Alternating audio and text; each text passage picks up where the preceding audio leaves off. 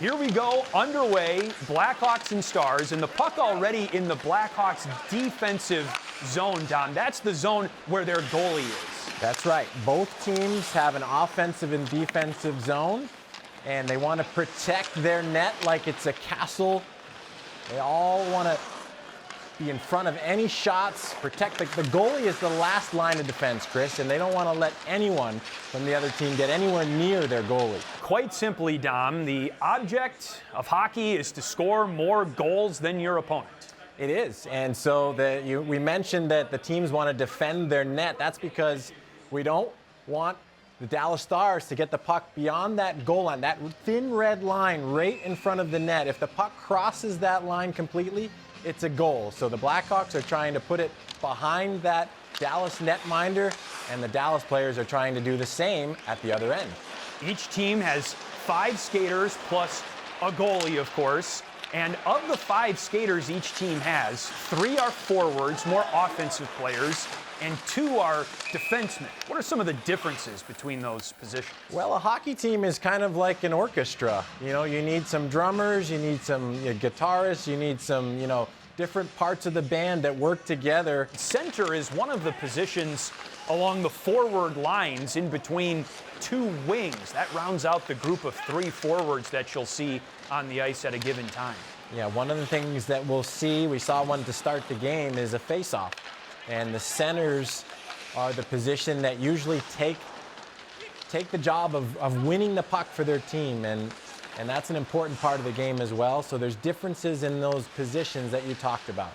But the Stars just took the puck in the Blackhawks defensive zone, and that shot blocked by number 72, a defenseman for the Blackhawks, Alex Vlasic. Yeah, that's the second play we've seen from Alex Vlasic where he stopped a good chance for the Stars. So a defenseman doing what a defenseman should do and doing a great job at it. And sure, they want to keep the puck out of the back of their own net. They want to help out the goalie, but they also are important passers. They want to get the puck to forwards some of the time and start the puck moving the other way up the ice. That's exactly right. They win the puck back, and then they want to send it to the forward so they can head up the other way. So every player has more than one job to do on the ice, and a lot of them try to help out in different ways, and sometimes the defensemen even get in on the offense too. Try to score. Now Andreas Athanasiou feeds Colin Blackwell, and the puck stopped by Wedgwood. Here's another Tommy talk point. What is a save, Dom? Yeah, well, basically it's when the goalie stops the puck from going into the net, and that's what the goalie's job is. And we already talked about what the players are trying to do. Number one, you'll try to see the players stand in front of the goalie. We call that a screen, so that the goalie can't see the puck. And the other thing we'll see is the players try to pass the puck to make the goalie move, because if the goalie is just standing still, it's really hard. But if they pass it, a lot of times you have a better chance to score when you shoot that way. So the goalie, all he cares about is being able to see that puck and make sure it doesn't go into his own net. You call a shift the length or the amount of time that you're on the ice from when you enter the game to when you sub out. And how long is a typical shift, would you say, Don? It's usually around 45 seconds. And, it's a sprint. And if you imagine running full speed around the track, that's kind of around the same intensity and around the same time as a shift in hockey. So that's exactly what these players go through shift after shift throughout the game. It's a very physical sport, and these players are in phenomenal shape. Oh my gosh, are they ever? Rope Hintz working the puck below the goal line on Wyatt Kaiser. The goal line, Dom, as you know, is that red line that stretches right across the mouth of the goal from one end of the ice to the other.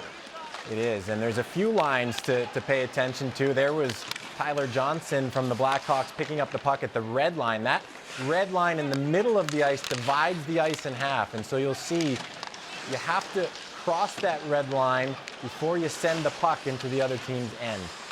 What is icing? It's the stuff that you put on the top of a birthday cake, of course. Oh, yes. Maybe everybody knows that. No, in hockey terms, if that's what you're asking, Chris, icing is, I talked about that red line that separates the two ends of the ice right down the middle. Well, if you send the puck to the other team's own end before crossing that red line, they call it icing, and they bring it back for a face-off in your own zone. And the reason they do that is because they don't want to just be able to shoot the puck down. That wouldn't make for a very exciting game. So that's why we have rules like icing. Tommy's a little bummed because a tripping penalty has been called against the Blackhawks, and that means the Blackhawks now have one less skater on the ice than the Stars. The Stars are on the power play. We'll see the Blackhawks penalty kill come out. Those are the players that are given the role to try to protect that fortress when the Dallas team has the power play. So the power play again, Dallas has an extra player on the ice, which is an advantage that will help them score. And they can be electric, but the Blackhawks are trying to unplug the Dallas power play here. They're on the penalty kill. And the Blackhawks penalty kill has actually been pretty good this season. And what you'll see the Blackhawks players do is they all the players, not just the goalie, will want to block those shots. So you'll see all the defenders on the ice trying to keep that puck again to the outside, get in the lanes, the shooting lanes we call it, and make the Dallas players pass it around the outside. Don't let it into the front of the net area or the slot. Johnson gets it back for the Hawks, and Jared Tenorti lost control of the puck over that blue line, so the Hawks were offside. Offside, it basically just means that the puck has to go into the other team's zone before any of your players can. And so it's one of these rules that we have to make sure the game stays fun and exciting. It wouldn't be much fun if you could just wait down at the other team's end and, just hang out, and we call it cherry picking down there. So offside makes sure that everyone has to wait for the puck to cross the blue line before the players can. And that only goes for the offensive team.